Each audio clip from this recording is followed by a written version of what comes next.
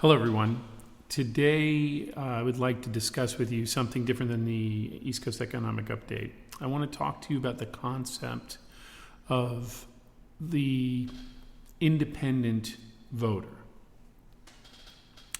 So here we go. I consider myself an independent voter. I'm not affiliated with any of the parties. And the reason for this is very simple. I know that everybody seems to be on social media. If you're not watching this or you're watching this, you're on some form of social media. But what I've discovered is that when I have conversations with people, say on the left, I'm using very general terms, they always see my opinions as being far right. And those on the far right, when I have discussions with them, I've been referred to as a communist or a socialist. And this is the part where I think that the majority of this country is missing a point.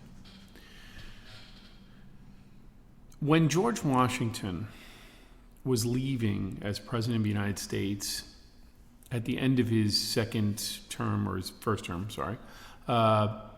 he implored the United States at that time not to create a party system or two-party system.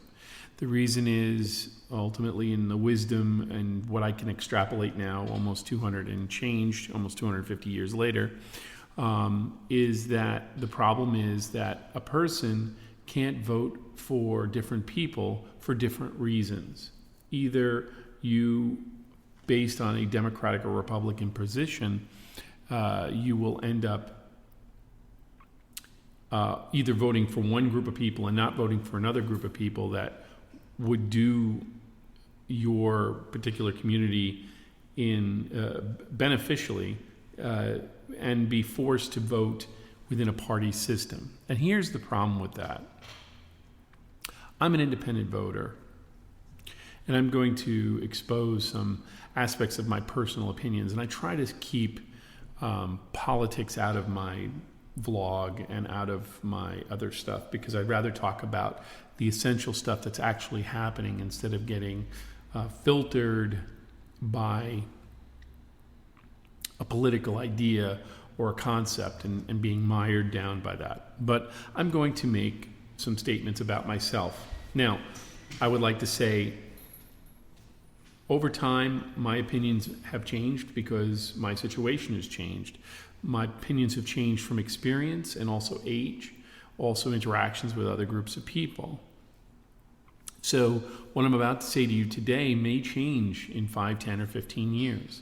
But what I want to point out ultimately is that the issue here is that we need to make decisions and put people in positions of power for the benefit, for more than just the benefit of a party. So in my case, I have certain views. Some of those views are considered very Republican and other ones considered very Democratic or almost socialist. I believe in universal health care. I think that it would work. It has worked. It does work in the in Europe and so forth, and I definitely believe it will work for the benefit of the United States and its citizens. At the same time, I am for a mixed metal standard and the removal of the Fed. I think that the Federal Reserve is the biggest, most detrimental thing that has ever been created since this country has been founded. I don't believe in political correctness per se. But I do believe that we as a community can enforce by our opinions and will, not political correctness, but appropriate speech. But being forced to be politically correct places people in a very bad situation. It forces people to be controlled. At the same time, though I'm a religious person and I'm an observant Jewish person, I have a hard time getting my head around transgender issues. That doesn't mean that transgenders are not important or necessary. It's hard for me, and that's my personal shortcoming. The LGBT community, the LGBT community, I have many friends and family who are gay. I don't have a problem with them serving in the military. I don't have a problem with them getting married. But as a clergy person, I personally will not marry gay couples. But that's my personal choice.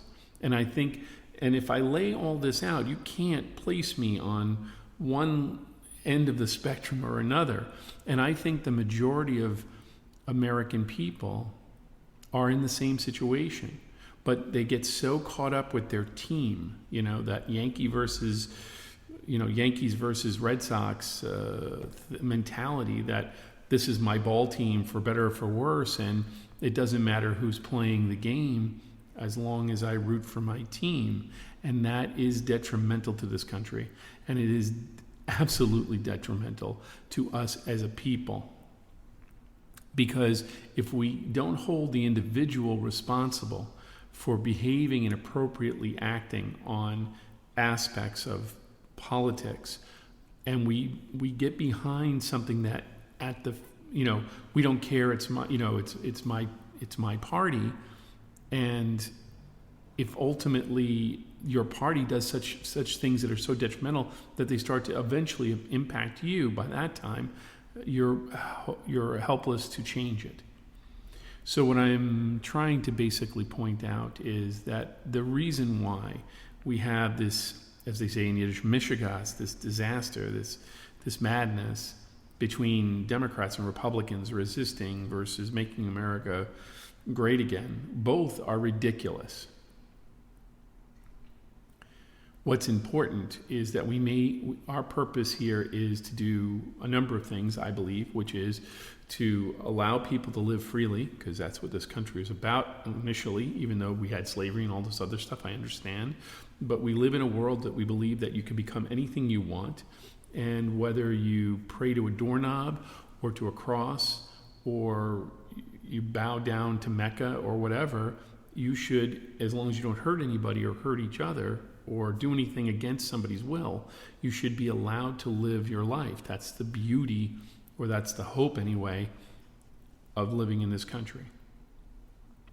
And I think that we need to stop choosing or calling somebody a socialist or a fascist, because eventually it will no longer be about the issues, but what team you're for, what jersey you wear, whether you're red or blue. And that's beyond ridiculous. It's absolutely and utterly dangerous, to the point where we can lose our lives.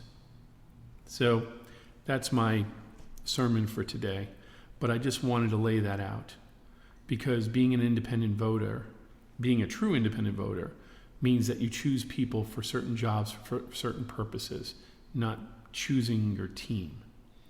And that means that you hold those people individually responsible when they don't hold up their end of the bargain, instead of saying, I'm a Democrat or a Republican, for good or for ill, for death do us part, because that's going to bring us to the cusp of nuclear holocaust in some cases.